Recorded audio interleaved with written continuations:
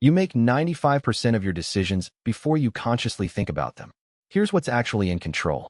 And once you understand this, you'll never see your own behavior the same way again. In 1983, neuroscientist Benjamin Libet ran an experiment that made scientists deeply uncomfortable.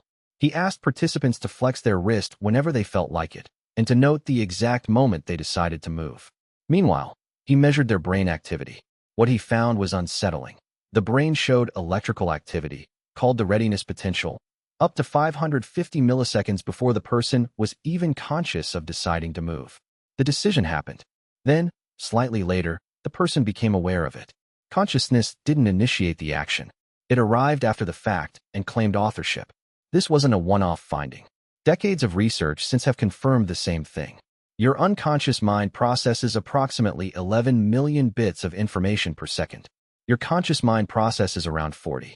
Everything you experience, every social interaction, every emotional reaction, every gut feeling, is processed, filtered, and responded to by a system that operates entirely outside your awareness. By the time you think you're deciding, the decision is already done. Psychologist Timothy Wilson called this the adaptive unconscious, a kind of mental autopilot that evolved because conscious deliberation is too slow for most of life's demands.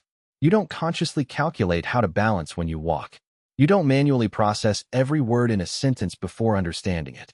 Your unconscious handles it all, faster than thought, and reports only what it decides you need to know.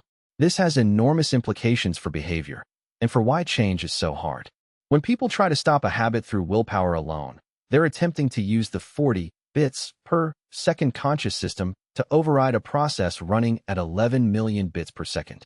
The math doesn't work. That's not weakness. That's neuroscience. It also explains why you often can't explain your own choices. Why you were drawn to a certain person. Why a room made you anxious. Why you said something you immediately regretted. Your conscious mind had very little to do with any of it. It's constructing explanations after the fact, a process psychologists call confabulation, and convincing itself those explanations were always the reason. So what do you do with this? The goal isn't to somehow gain conscious access to your unconscious. That's not how the brain works. The goal is to change the inputs. Your unconscious learns from repetition, environment, and emotional experience. Surround yourself with different things long enough, and the autopilot recalibrates. Habits, not decisions, are how you actually change behavior. Because habits live in the unconscious, exactly where the real choices are made. The most honest thing psychology has ever told us is also the most unsettling. You are not the author of your choices. You are the character who acts them out, and then writes the story about why. Psychologists call this the adaptive unconscious, and understanding it is the first step toward actually working with your brain instead of against it. If this changed how you think about your own behavior, subscribe.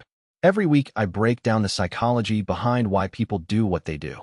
Because understanding people, starting with yourself, is the most underrated skill there is.